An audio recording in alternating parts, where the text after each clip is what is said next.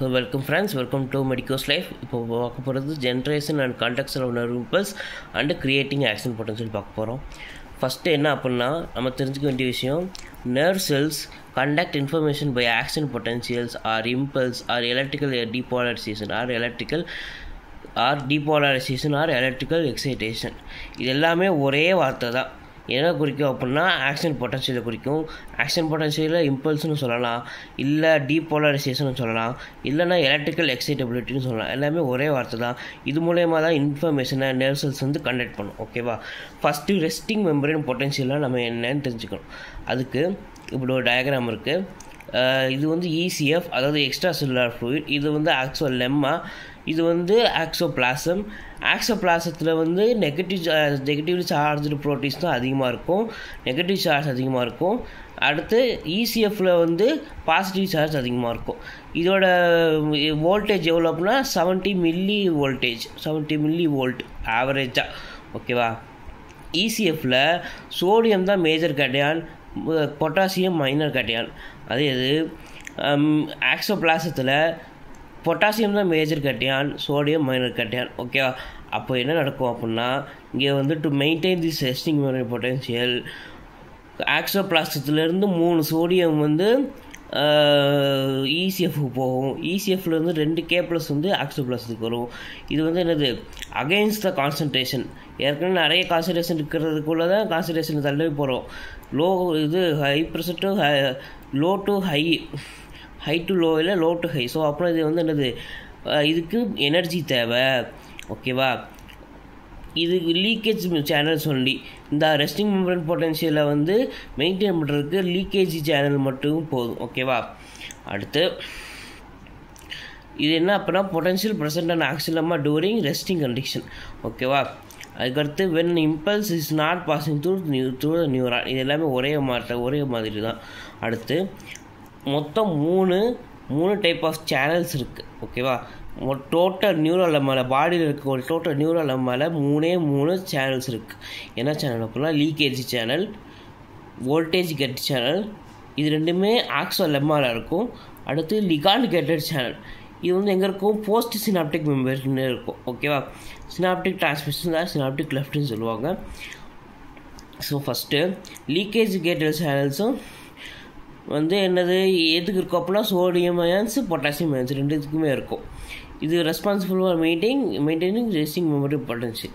Voltage gated சேனல்ஸும் அதுவும் சோடியமுக்கு இருக்கும், பொட்டாசியமுக்கு இருக்கும். பட் இது responsible for action potential, creating action potential. ஓகேவா? அடுத்து ஒரு ஸ்டேட்மெண்ட் இருக்குது. During resting condition axolemma is permeable to potassium ions and impermeable to sodium ions. முக்கியமான விஷயம் இருக்கா, during resting condition axolemma is impermeable to it is permeable to potassium ions, but impermeable to sodium ions. ஓகேவா? Axoplasm contains negatively charged proteins. For these negatively charged proteins, axolemma is impermeable. அதாவது உள்ளே இருக்கிற negative charge ப்ரோட்டீன்ஸுக்கு என்ன ஆகாது, permeable ஆகாது. ஆக்சோலெம்மாவிலேருந்து permeable ஆகாது. It is impermeable to axolemma, impermeable to negatively charge particle. ஓகேவா? அதுக்கடுத்து சோடியம் பொட்டாசியம் ஏடிபிஎஸ் பம்ப் தான் இது ஹெல்ப் பண்ணும் என்னதுக்கு, டிரான்ஸ்போர்ட்டேஷனுக்கு. அதுவும் என்ன டிரான்ஸ்போர்ட்டேஷனுக்கு, ஆக்டிவ் டிரான்ஸ்போர்ட்டேஷனுக்கு. It will send only 3 sodium outside but only 2 potassium inside against concentration. இதைத்தான் அகெயின்ஸ்ட் கான்சன்ட்ரேஷனால் இது தான் கிரேடியன்ட்னு சொல்லுவாங்க. This gradient is maintain by 3 reason. இப்போ பார்த்தோம்னா இந்த 3 ரீசன் அதுதான் அது. அடுத்து கிரியேட்டிங் ஆக்ஷன் பொட்டன்ஷியல் பார்க்க போகிறோம். கிரியேட்டிங் ஆக்ஷன் பொட்டன்ஷியல்னால், சப்போஸ் இது வந்து ஆக்சோலெம்மா ஆக்சோபிளாசம்னு வச்சுக்கோங்க. இது வந்து சைட் ஏன்னு வச்சுக்கோங்க. ஓகேவா? இந்த இடத்துல இது வந்து சைட் ஏன்னு வச்சுக்கோங்க. ஃபஸ்ட்டு ரெஸ்டிங் மெம்பரேன் பொட்டன்ஷியலில் -70 மில்லி வோல்ட். ஸ்டிமுலஸ் இப்போது அப்ளை ஆகுது. ஸ்டிமுலஸ் அப்ளை ஆகுது அப்படின்னா வெளியே இருந்து சோடியம் வந்து ECFலேருந்து சோடியம் வந்து உள்ளே வரும். இன்ஃப்ளக்ஸ் ஆஃப் சோடியம் நடக்கும். ஸோ இன்ஃப்ளக்ஸ் ஆஃப் சோடியம் நடந்துச்சு அப்படின்னா உள்ளே இருக்கக்கூடிய மைனஸ் சார்ஜில் ப்ளஸ் சார்ஜை மாறிடும், வெளியே இருக்கக்கூடிய ப்ளஸ் சார்ஜில் மைனஸ் சார்ஜை மாறிடும். ஸோ அங்கே ஸ்டிமுலஸ் க்ரியேட் ஆகும், அங்கே டீபோலரைசேஷன் க்ரியேட் ஆகும், அங்கே எலக்ட்ரிக்கல் எக்ஸைட்டபிலிட்டி க்ரியேட் ஆகும், அங்கே ஆக்சிஜன் பொட்டன்ஷியல் க்ரியேட் ஆகும். ஓகேவா? ஸோ இது சர்க்யூட் ஏன்னு சைட் ஏன்னு வச்சுக்கோம். அப்புறம் இந்த சைட்டே என்ன ஆகும், பக்கத்து சைட்டுக்கு மாறும், சைட்டு பிக்கு மாறும். அதாவது அடுத்த பார்ட் ஆஃப் ஆக்சிலமாக்கு போகும்.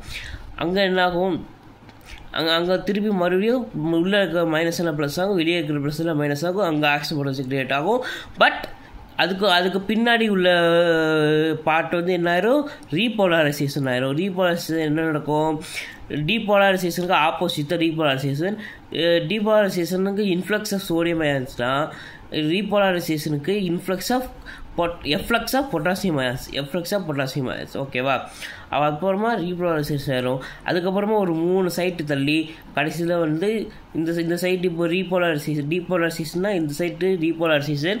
அதுக்கு ஃபஸ்ட்டு எடுத்த சைட்டு என்ன ஆயிரும், ரெஸ்டிங் பொட்டன்ஷியலுக்கு, ரெஸ்டிங் கண்டிஷனுக்கு வந்துடும். ஓகேவா?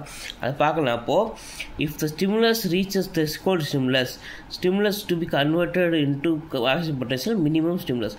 அதாவது இந்த ஸ்டிமுலஸ் தேவைப்படுற அளவுக்கு விட அதிகமாக இருந்துச்சு அப்படின்னா கண்டிப்பாக அந்த ஸ்டிமுலஸ் என்னாகும், ஆக்சிஜன் பொட்டன்ஷியலாக மாறும்.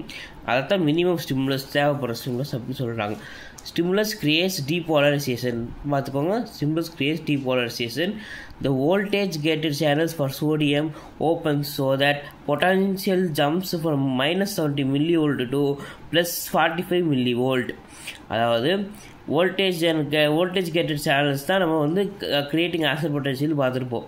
ஸோ அது என்னாகும், ஓப்பன் பண்ணோடனே பொட்டன்ஷியல் வந்து -70 millivoltலேருந்து +45 millivoltக்கு ஜம்ப் ஆயிரும். ஓகேவா? இந்த நேரத்தில் என்ன நடக்கும், axolemma will be more permeable sodium ions and impermeable to potassium ions. ஓகேவா? இதே சேம் டைமில் ஓப்பனிங் ஆஃப் பொட்டாசியம் சேனல்ஸும் நடக்கும். ஓகேவா? So that influx of sodium occurs like a flood. மடை திறந்த வெள்ளம் மாதிரி அப்படியே பொட்டாசியம் அயன்ஸ் சோடியம் அயன்ஸ் உள்ளே வரும். ஸோ ஸ்டிமுலஸ் வந்து கன்வெர்டட் டு ஆக்சிஜன் பொட்டன்ஷியல்.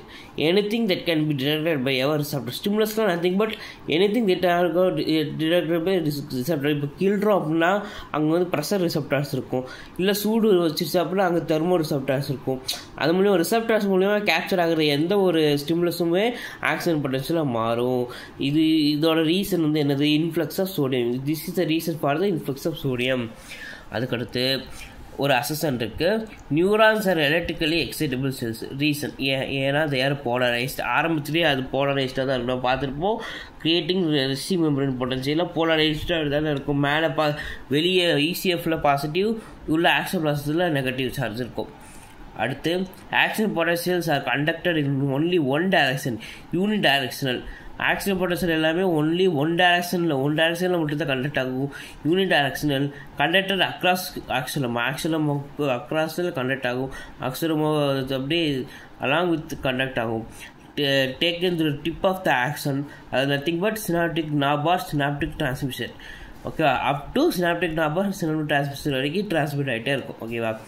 அடுத்து when stimulus is conducted to site B, site A become repolarized due to efflux of K plus ions. பார்த்துருப்போம். சைட் பிக்கு போயிடுச்சு அப்படின்னா சைட் ஏ வந்து என்ன ஆயிரும், ரீபோலரைசேஷன் ஆயிரும். அடுத்து influx of sodium is immediately followed by efflux of potassium ions. இந்த influx of sodium is immediately followed by efflux of potassium ions. அடுத்து action potential is followed by repolarisation and followed by resting. Action potential is followed by repolarization and followed by resting membrane potential or resting condition. ஓகேவா? அவ்வளோதான் generation conduction impulse and creating action potential. அடுத்து வந்து synapses and synaptic chemical synaptic டிரான்ஸ்மிஷனை பற்றி பார்க்கலாம். ஓகேவா? Thank you.